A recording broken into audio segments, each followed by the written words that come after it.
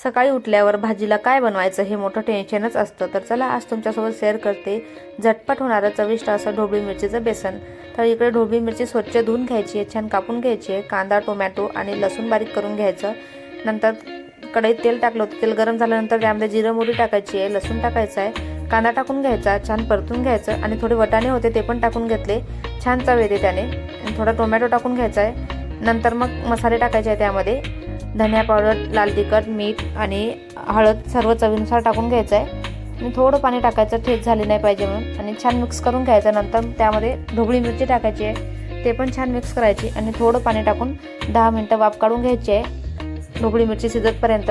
नंतर त्यामध्ये बेसन टाकून घ्यायचं आहे, जसं आपल्याला हवं तसं, खूप जास्त नाही टाकायचं, आणि छान मिक्स करून घ्यायचं आहे त्याप्रमाणे। नंतर 10 मिनिटं वाफ काढून घ्यायची आणि 10 मिनिटांनी मस्त असं बेसन रेडी होतं। त्यावर थोडी कोथिंबीर टाकून द्यायची आणि एकदम टेस्टी चविष्ट बेसन असं तयार झालं।